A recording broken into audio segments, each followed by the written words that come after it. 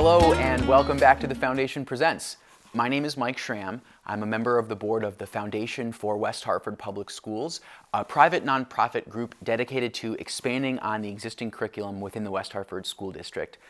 Today I'm welcoming on 4 guests, one teacher at Conard High School and a student of hers.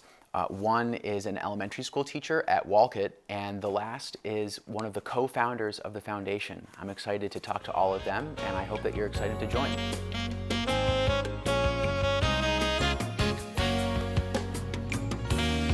And now I'd like to introduce Bonnie Mayer, a science teacher at Conard High School, and Pax Gregory, a senior at Conard. Bonnie, can you tell me a bit about your grant? Well, my grant was for skeletons for my anatomy and physiology class. An adult skeleton and a fetal skeleton, or a third trimester, so maybe like a baby. Skeletons are not real. They're not real. That was the biggest question that I had. They are not, although the kids will ask, can you get a real human skeleton? Apparently you can. Quite expensive. But no, these are not. These are reproductions. So synthetic. what are you using the skeletons for? Well, I use them primarily for my skeletal system unit in anatomy and physiology class. And that's really why I needed the skeletons, probably more than anything else. But I'm finding that I'm using them I'm going to be using them all year long. Mm-hmm. We used them for the muscular system. I used them for my regular biology classes to talk about evolutionary structures, homologous structures. I'll use it for their human body unit as well. And throughout the year, we talk about protection of certain organs like the brain and the chest organs, and I use the skeleton for that as well. Now, why the adult skeleton and the baby skeleton? I would imagine the baby skeleton is a little less common to find. Yeah, it's harder to find a good baby skeleton. You're right about that. But really what I wanted to do with the baby skeleton is show how the bones form. Between the fetal stage, when the baby's born, and right afterwards. So from that you can see, particularly with the skull, how there's soft spots and fontanelles both in the front and in the back. And I think most new parents are familiar with the soft spot. So we talk about how and why that forms and how that closes as the baby develops. Wow. Well, I have to say that sounds like really fascinating subject matter. Now, Pax, you're a student in one of Dr. Meyer's classes. Can you tell me about your experience working with the skeletons and how you feel about them? I really like the adult skeleton. It's very fun. It's fully articulated, so you can move it to see how the joints work, and that was very nice during the joints unit to be able to look at an actual replica of a body and being like, this is a hinge joint, this is fibrous joints and things like that. And the baby skeleton was really interesting because I've never seen one before, and so being able to actually see what we're learning about in person and being able to interact with the models is really helpful. I have to imagine that sort of the direct tactile interaction is why you were hoping to get these skeletons in the first place. Absolutely. Do you find that it's a better learning experience for the students with the skeletons versus without? Well, actually, I did have a skeleton last year, just a small adult one. Wasn't really mine. I found it in somebody's closet. It still exists. It's got a hole in the head. It's missing a hand and maybe a leg or foot or something like that. And I was reluctant to let the kids touch it or go anywhere near it because it was fragile, obviously, with all the bones missing. So this one, of course, is a much better skeleton. It's really a beautiful skeleton if you like that kind of thing. And obviously this will be able to last not for just this year, but on. Absolutely. I'm hoping that it will last for decades. And are these the only skeletons that Conard has right now? Other than the broken one. Other than the broken one that's missing the hands and the feet and the hole. It literally has a hole in the head. Wow. So that one is still exists. Well, I'm glad that there are some new skeletons in there. And how many class days do you say that the students are actually working on them? Pax, do you find that it's most days you're working with the skeletons, or how does that fit into your learning style? For the skeletal unit, it's very much of what we're doing in class. For the other units, maybe not so much, but we're definitely aware of it. And some of the students and I we've named it, like different classes have different names for the same skeleton, and we very much treat it as something that we use pretty regularly, but maybe not on a daily basis. Especially right now, because we're learning about like senses, and it's a skeleton, so we can't really use it for that as much. And Bonnie, is that how you predicted that it would be used? Did you think that it would be a pretty intensively used thing? Yeah, that's pretty much what I thought, that we would use it intensively during some units, maybe a little less, but still use it in others. Mm-hmm. I have to imagine that when you're studying muscles, joints, tendons, all that, it's Yeah. helpful to be able to say this is where it connects. And it's one thing to point at your body and say this is a muscle, and it's another thing entirely to say this is how it protects the bone, and this is how ligaments and tendons are attached to one another. So I imagine that it's more helpful than just looking in a textbook or something like that. Yeah, absolutely, especially with the joints, as you brought up the joints before. So kids can really see how, for instance, the elbow joint articulates and how the bones come together in the joint and move. So it's really useful for that function. Every single joint in the skeleton can move in a way that a natural human body would move? Except for the rib joints, that how we kind of when we take a nice deep breath, we'll move our ribs a certain way. That the skeleton can't do that, unfortunately. I think there are maybe some skeletons that do that. The spine moves. Yeah, spine the will ball move? and socket joints don't move like our arms and legs would. Not They act perfectly, like no. hinges more. Yeah, But not that's- perfectly. Although if it's you on turn them wires just and right, you stuff, can get yeah. them to move like a ball and socket joint Okay. for the hips and the shoulders. Now, how many students do you have in your classes that are interacting with the skeleton? For anatomy and physiology, I have about 72 students. Yeah, I have about 72 students. For my biology classes, they actually interact with the skeleton. They love that. These are my sophomore students. They do love the skeleton. They will interact with it a little bit more April and May. We'll actually cover the skeletal system and muscular system in those units, and I'll probably have them do a skeletal system scavenger hunt using the skeleton. I have to imagine, at least I think the hope would be that the students in the biology class in their sophomore year who are interacting with the skeleton are going to want to come in for the anatomy and physiology course when they're seniors. That's a great point. Yeah, I think you're right about that. I think they will. We'll have to keep our fingers crossed for 2 Yes. years from now to see. Yeah. Well, if there's one thing that you could say to the foundation's donors about this grant, what would it be? I really want to thank the Goldbeck family, because I think that they were the ones who were responsible for this grant. I really appreciate that. Yeah. Really appreciate it. And Pax, how do you think that the skeleton has sort of changed the way that you learn in a science classroom? It makes it more hands-on, which is really nice to be able to apply what you're learning to something as opposed to just, learning it and remembering it. It's like, I can see this in action and I know how it works now. And that's a really nice discovery. Yeah, I have to imagine. Well, Bonnie, Pax, thank you so much for your time.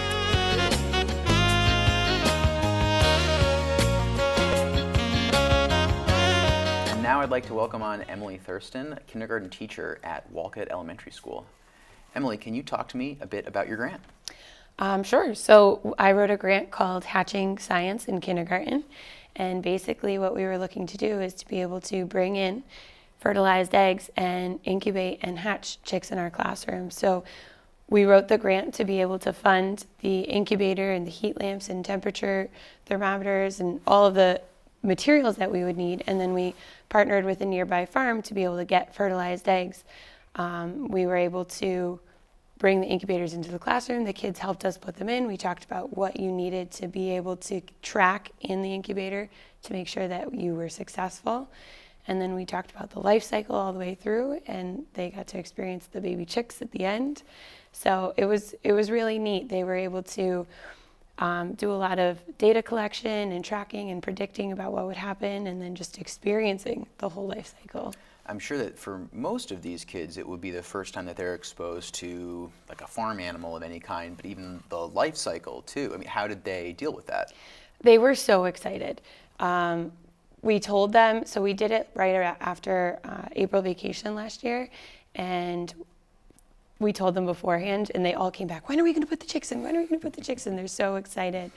And it was really neat to see, and then to talk about the comparisons with a human life cycle and the chick life cycle. One of the kids in our class, actually, their mom was having a baby, so that was really exciting that they got to talk about. It actually wasn't my class, it was another class, but their mom was having a baby, so we talked about how long that takes versus the chicks take. And so it was really neat to see, and they were very excited. And then after the 21 days, when the chicks were there, to talk about the baby chicks and how to take care of the baby chicks and what would a mother hen do versus what we needed to make sure to do to take care of them. So it was very exciting for them. And even just hearing the peeping in the back of the classroom, they were like, wait, you can hear them, you can hear them. It was very exciting. And this is a grant that you first carried out in the last academic year, but all the equipment that you applied for and now have can make so that this grant, is it something that's a tradition at Wolcott, right? Yes. So what was really exciting about it is once we purchased the tools that we needed, there's just a few things that need to be replenished every year, like the pine shavings and the feed to make sure that you're able to take care of the chicks once they hatch. But the incubator, the heat lamp, the thermometers, all of the other things, the books and the other tools that we got can all be reused. So we're able to continue this grant every year and partner with the same farm, provided that they continue, and if not, look for other farms as well. So it's really exciting because it's not just something that we were able to do last year, but we're able to continue it every year and let all of the kindergartners experience it at Wolcott.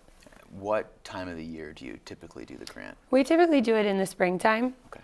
It works really well with talking about life cycles and how we're coming out of winter and into spring. It's also when the farm can give us the fertilized eggs. So last year we did it right after April vacation. We'll probably do it a similar time period. So our chicks hatch sometime in May usually. Okay. And then, so the kids get to look forward to this every year. Do you think that some of your kindergarten students who are now in first grade are going to come back and want to see the chicks again? I'm sure they're going to want to.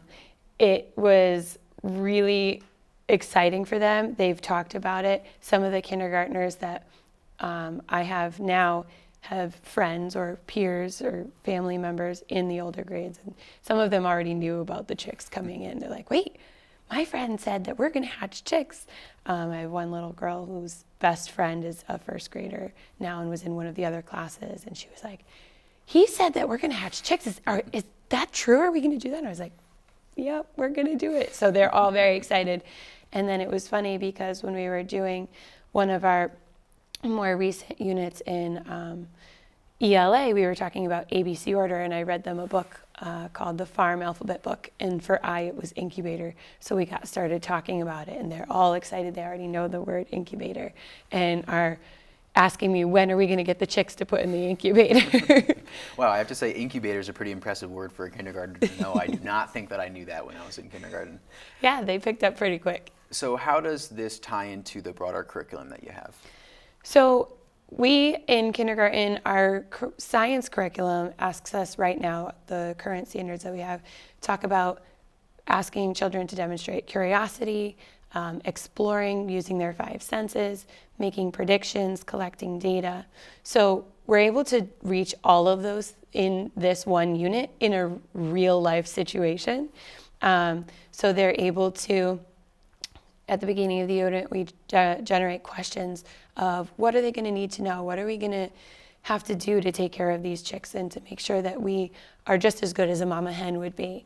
And then throughout the whole process, they're making predictions about what is happening inside of the egg.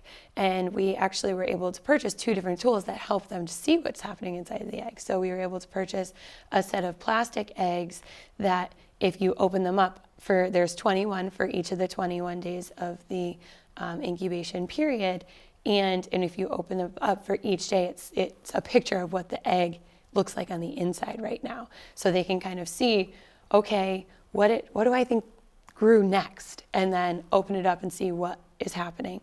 We also got a tool called a candler, which allows you to briefly take the egg out of the incubator and shine a very intense light underneath it.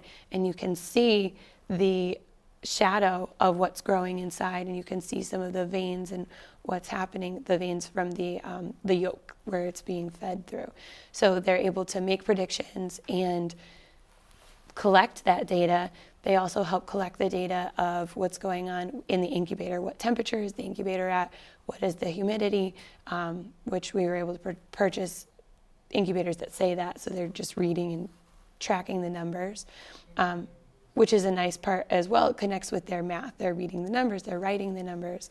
They're also, with those 21 days, we have them in the eggs. We also have flashcards with what the chicks look like at this point, and they're sequencing the numbers 1 through 21, which is another goal of theirs in math. In terms of ELA, it helps out because we're learning about nonfiction books, and it's really taking all that they've learned about nonfiction books and putting it into, why do you need a nonfiction book? What are you going to use it for? So they're reading the book and using the parts of the text, like looking at the diagram, reading the labels, using an index or a table of context to find what they're looking for. So they can use that to broaden even farther.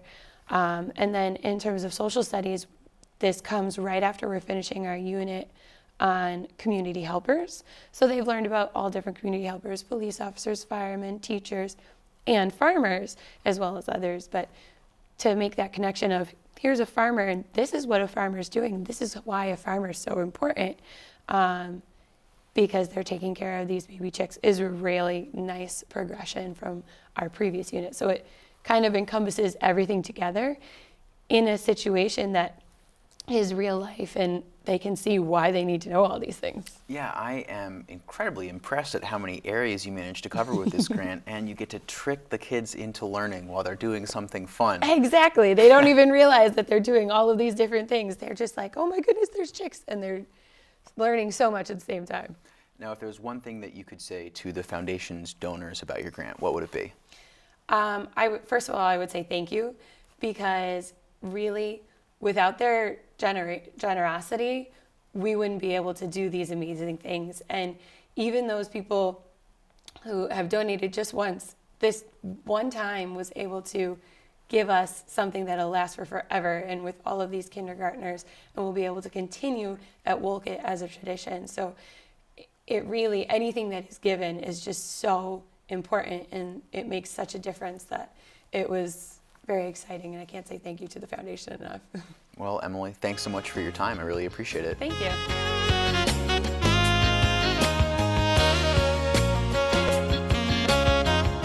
And now I'd like to welcome on Dougie Trumble, co-founder of the foundation. Dougie, can you tell me a bit about the origins of the foundation? What drove you to start it, and how did that process happen? Sure. My husband and I moved to West Hartford in 1987. We had moved around the country a number of times, most recently from Shaker Heights, Ohio. And that school system was very similar in a lot of ways to West Hartford. They had started a school foundation a number of years earlier, and the light went on to me at some point that that might be an idea worth pursuing for West Hartford. So that was where the idea came from. From there, it was a lot of sort of bouncing the idea off of people that I knew and expanding a team of people to sort of plan, and including the town manager, the superintendent of schools, and other folks that I knew were very committed to education. So you recently moved from Ohio. Mm-hmm. This is 21 years ago. You're talking with all the powers that be in the school system. How does this go from an idea to an actual foundation? My good friend Heather Congdon, who was the co-founder, she was on board right from the beginning, and she was a terrific networker in terms of knowing lots of folks in town. Together we decided sort of the first steps, and I think we were very deliberate about not jumping in too fast to this, but being very intentional about how we planned. One of the first steps was to get legal assistance in terms of applying for 501c3. And wonderful attorney, Craig Sylvester, who joined the board and served as president, but he did all of the legal work to start with.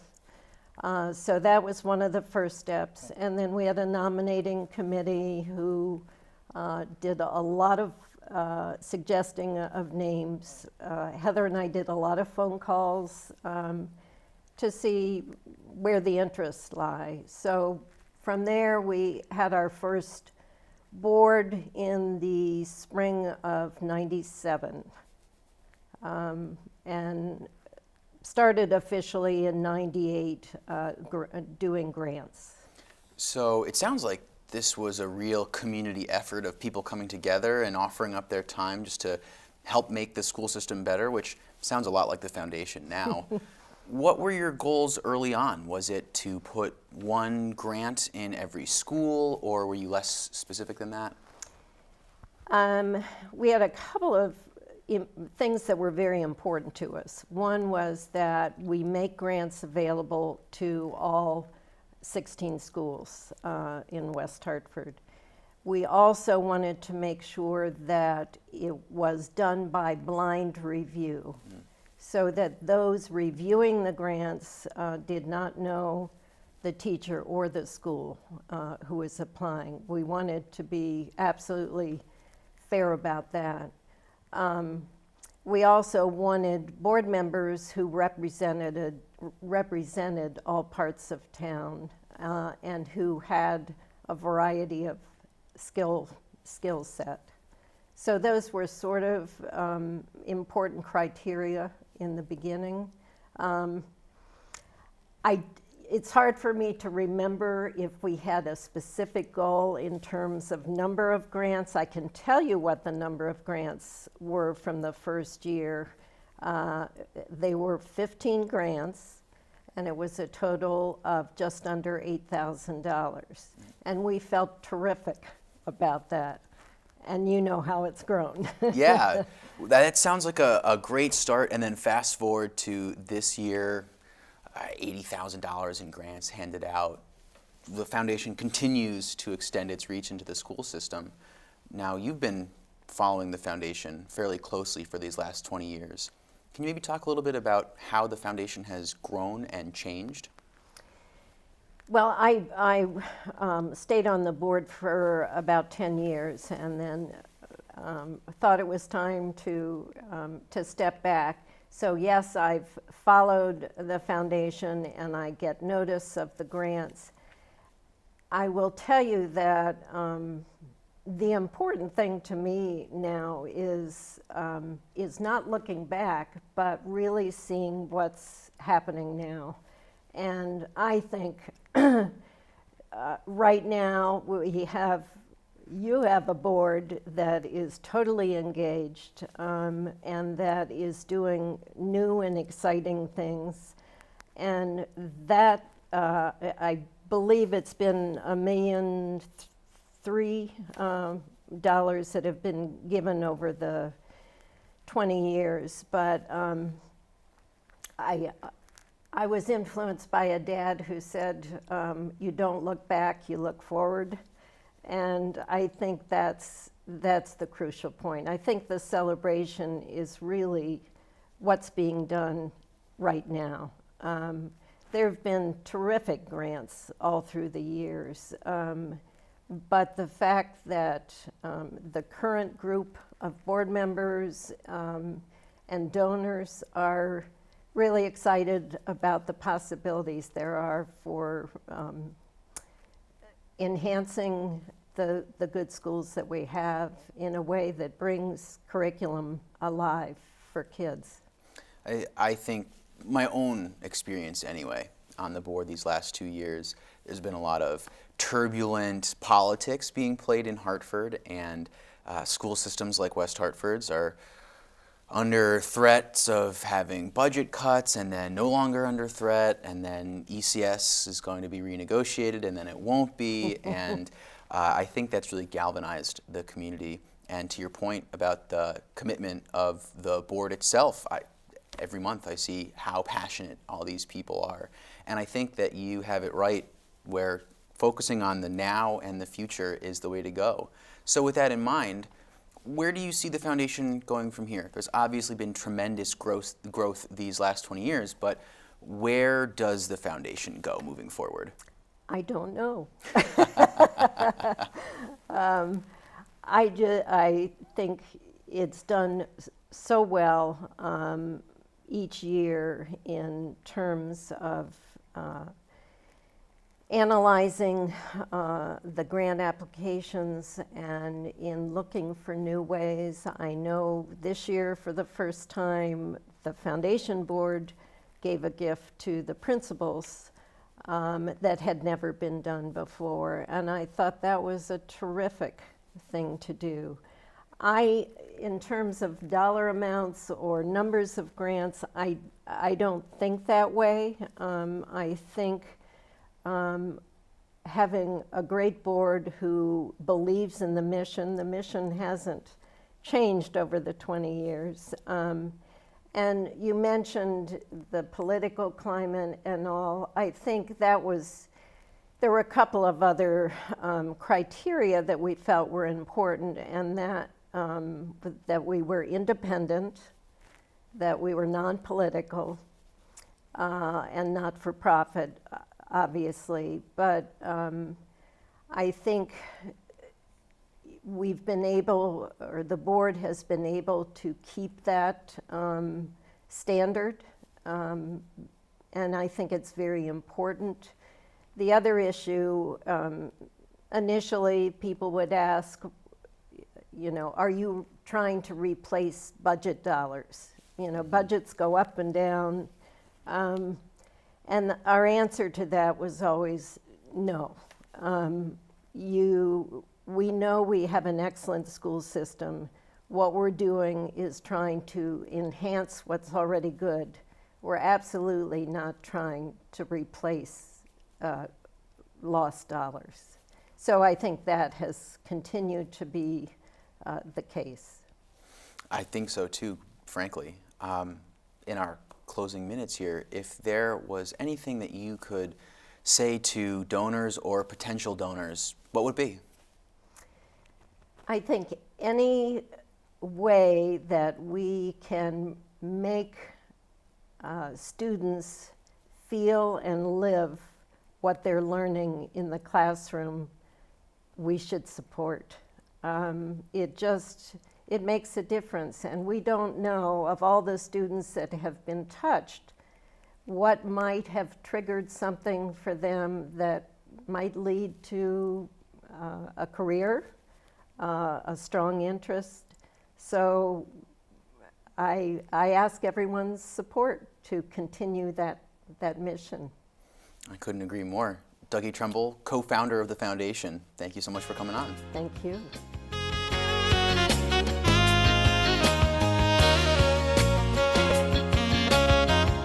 Well, folks, that's all we've got time for today. Thanks so much for tuning in. If you're interested in learning any more about either of the grants that we've discussed or anything about the foundation, please visit fwhps.org.